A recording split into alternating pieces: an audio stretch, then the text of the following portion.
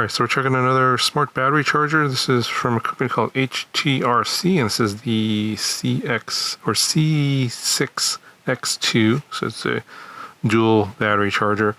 I'm not sure if I've reviewed a charger from this company before, HTRC. Pretty sure I have not, but this kind of looks familiar in terms of the interface and the way the buttons work. We'll show you that, of course, but just look at the outside of the box. Obviously, pretty standard stuff here. LiPo 1 to 6S, lithium high volt 1 to 6S, and then Li-Fi 1 to 6S, lithium ion 1 to 6S, and then you have lead acid and NiCad for those different types. Not a whole lot here on the outside. Some more specs here on the box. So it is a dual mode charger. So it is AC at 150 watts, and then there's DC. Up to 240 watts, so it's 120 watts per channel.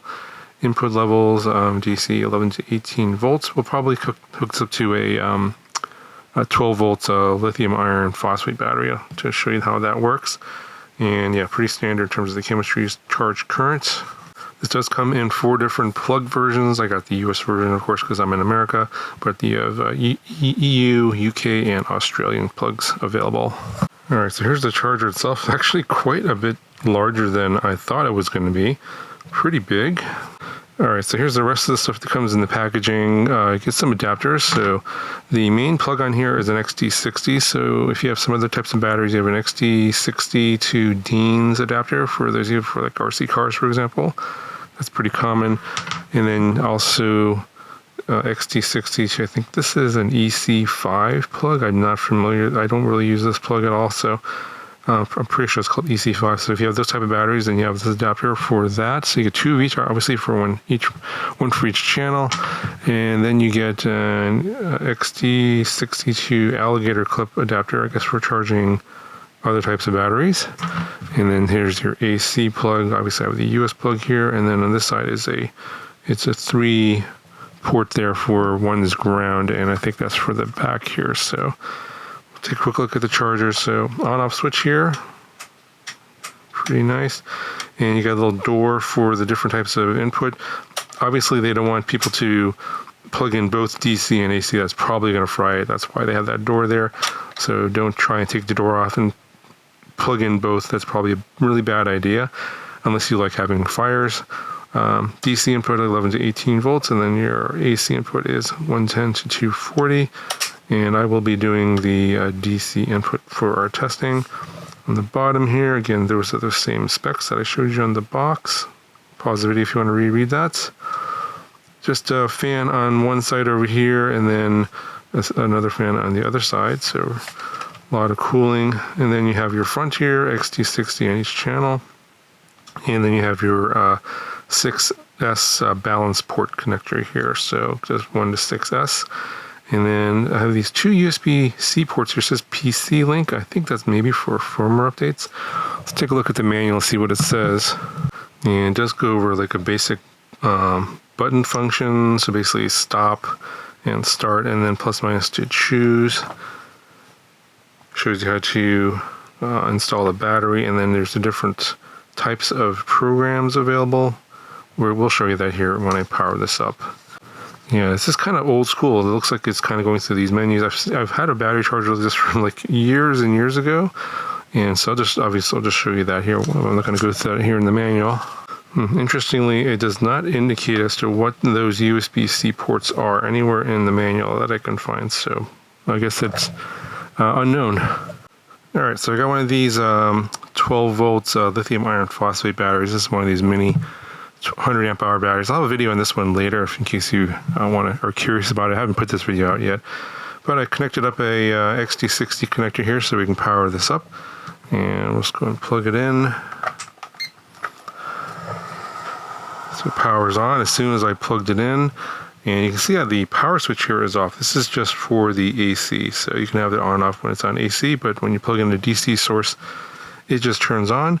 And then you have basically this menu here. There's one for A and one for B for each of the 2 channels, and they're controlled independently.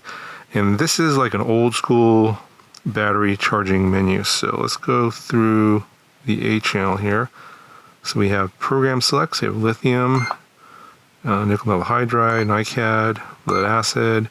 You have user settings, extra function, load memory, and then back to lithium. So we'll go into here to lithium charge or LiPo, and you have different programs. So you have charge, storage, discharge, balance charge. That's probably the one that we're going to be testing out here.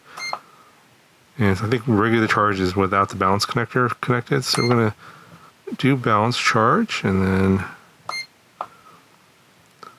when you hit the plus there, you can change the chemistry, I guess, LiPo to high volt. That's the or lithium ion.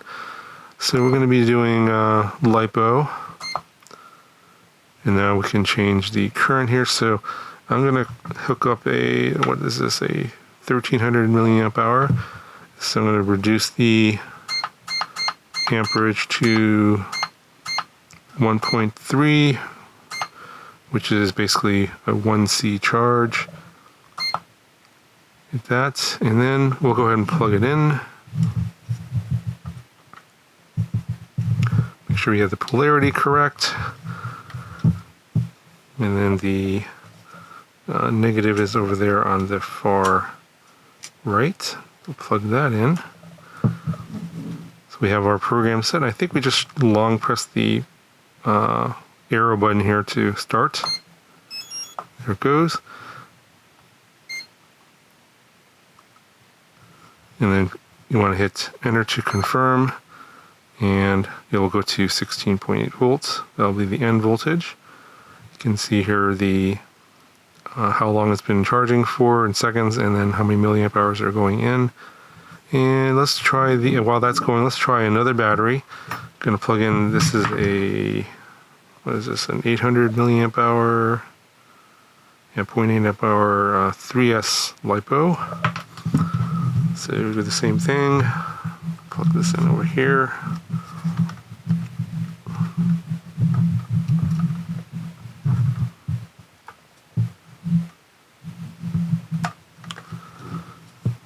And while that is going, we can program the second one. So we're going to do lithium and changes to balance charging. So as you can see, it auto detects how many cells the battery's in there, which is nice. And we'll lower this to 0.8 and long press. Does the battery check, and confirm. There we go. You can see now the current on there, it's ramping up. We're up to 1.3 on the top, or the channel A. And obviously this charge is capable of a lot of current, so you can go quite a bit higher. Right now with this low amount of current on here with these smaller batteries, the fans aren't turning on, so yeah, this is a really pretty basic interface. Obviously, you don't really need a fancy screen to just charge batteries. You just need to basically set the current and voltage and wait for it to finish. You don't need a lot of fancy displays. I guess it kind of keeps the cost a little bit lower for something with this much power capability compared to something that has less power capability but a fancier display would cost more. So kind of a trade-off as to what you're looking for. But yeah, pretty standard in terms of like how it functions, how it's going to hold up, whether or not, yeah, I'm only going to know if after I use it for a while. So maybe check back on this video in a few months and I'll let you know if I'm still using it, if it's holding up. If you're watching this in the future, it's been, like more than say 6 months or so, feel free to leave a comment and ask about it, and I'll try and answer as to what's going on with this if you're curious about this particular model. But if you are curious about picking this up, there'll be a link down in the video description if you guys want to check it out. That'll do for this video, and I'll talk to you guys in the next one.